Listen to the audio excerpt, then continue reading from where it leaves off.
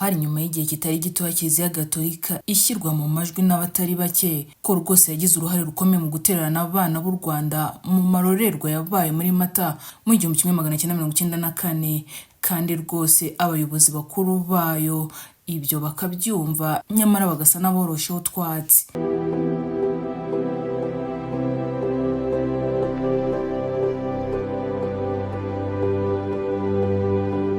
Umwe mu minsi mukuru wabaye w'ihumure no kubabarira byeruye Kiliziya ni uwaranzwe n'ikimenyetso cy'impano y'agatangaza Papa Francis yahaye Perezida Paul Kagame ubwo yamusuraga i Roma n'umufasha we Jeannette Kagame. Iyo mpano isa n'itagize yibagirana ku mukuru w'igihugu cy'u Rwanda, cyane ko atasibye kugaragaza ko yamunyuze kubw'icyizere cy'ubuzima bushya bw'igihugu cy'u Rwanda. Ibi yigeze kubigarukaho asobanura ibyayo ati, yari impano nziza, ni nk'ifoto ariko yashushanyijwe n'umuntu. Ansobanura ko ari inzira iva mu icuraburindi mu butayu ijya ahera imyaka aharumbutse, ahari byiza gusa. Arangije arambwira ngo icyo abimpereye nuko azi ko ari rwo rugendo igihugu cyacu kirimo. Nagira ngo mbabwire ko mu kwezi kwa gatatu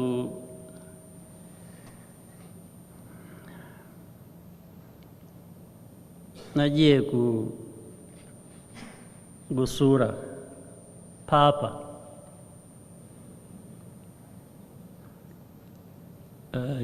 Ngeze Vatican n'iki turakirwa neza, tugira n'ibiganiro byiza. Nta gushidikanya ko Papa Francisco witabye Imana kuri wa 21 Mata mu 2025 ari we mushumba wa Kiliziya Gatolika ku isi wabaniye neza u Rwanda mu buryo budasubirwaho mu myaka isaga 31 ishize. Papa Francis apfuye asize umubano mwiza rwose hagati ya Kiliziya n'u Rwanda, ndetse yawukomeye nyuma yaho aciye bugufi agasaba imbabazi ku ruhare rwa Kiliziya Gatolika yagize muri Jenoside yakorewe Abatutsi mu 1994.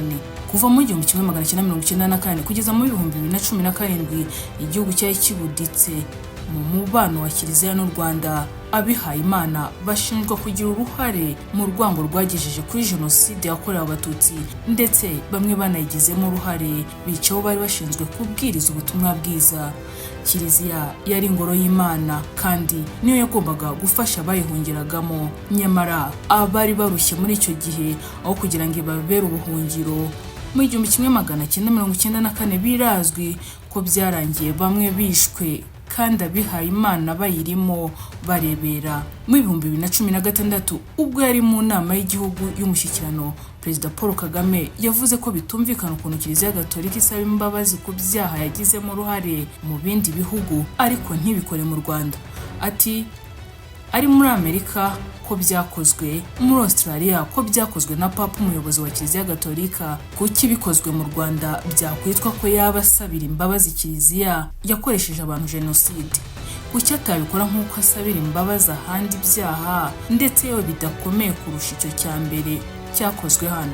Byari nyuma y'abansenyeri Gatolika mu Rwanda basabiye imbabazi abakristo babo baba barigeze kwijandika muri Jenoside yakorewe Abatutsi. Ibintu bitakiriwe neza na gato, byari kuba byiza iyo bikorwa mu izina rya Kiliziya muri rusange. Mu 2017 tariki ya 20 Gicurasi, Perezida Paul Kagame na madamu we nk'uko twigeze kubikomozaho bakoreye uruzinduko i Vatican. Umukuru w'igihugu yakirwa n'umushumba wa Kiliziya Gatolika, byasize imigozi yari iziritse umubano w'impande zombi ucitse. Icyo gihe Papa Francis yasabye Imana imbabazi ku byaha ndetse no gutsindwa kwa Kiliziya n'abayo, ndetse benshi barimo n'abihaye Imana batwawe n'urwango ndetse n'ubugizi bwa nabi bagaca ukubiri n'inshingano zabo z'iyogezabutumwa mu byabereye mu Rwanda. Papa Francis yagaragaje umubano ukomeye we bwite uw'ubutaka butagatifu bwa Vatican ndetse na Kiliziya muri rusange uturuka kuri Jenoside yakorewe Abatutsi. Muri ibyo bihe yashimye kuba Kiliziya Gatolika yaremeye uruhare rwayo yagize mu bihe bibi byaranze u Rwanda. Avuga ko kuba Papa Francis yarabashije gusaba imbabazi bigaragaza ubutwari. Ubwo Perezida Paul Kagame yahuraga na Papa Francis, yamuhaye impano y'inkoni itamirijwe amasaro, undi nawe amuha imwe mu mpano y'agaciro twabanje kuvuga. Bamwe mu bahuye na Papa Francis mu bihe bitandukanye bamusobanura nk'umuntu w'umuhanga kandi wakoraga ibintu bijyanye n'aho isi igeze. Muri rusange kandi Papa Francis apfuye asigiye u Rwanda umukardinali ariwe Kardinali Kambanda. Ubu ku nshuro ya mbere mu mateka ya Kiliziya Gatolika mu Rwanda ni umwe mu bashobora gutora Papa. Kiliziya Gatolika ifite ibikorwa bikomeye mu Rwanda, usibye ibijyanye n'iyobokamana ifite amashuri asaga 2700 ndetse n'ibigo nderabuzima hirya no hino mu gihugu. Igira uruhare mu bindi bikorwa birimo n'ishoramari mu ngeri zitandukanye nk'ibigo by'imari, amahoteli n'ibindi byinshi biteza imbere ubukungu bw'igihugu. Papa Francis apfuye mu gihe hari icyifuzo cy'uko azasura u Rwanda akaba umushumba wa Kiliziya Gatolika wa kabiri ku isi ukorera uruzinduko mu gihugu cy'imisozi igihumbi. Apfuye kandi hashize iminsi hatangajwe urugendo ruganisha ku ishyirwa mu butagatifu ry'abakirisitu batanze ubuzima bwabo kubera abandi mu gihe cya Jenoside yakorewe Abatutsi Mata 1994. Ni nangaha dusoreje iki kiganiro cyacu, aho twagarukaga ku mubano wa Kiliziya Gatolika n'u Rwanda ndetse n'ibyo u Rwanda rukwiye kwibukira kuri Papa Francis wamaze gutabaruka.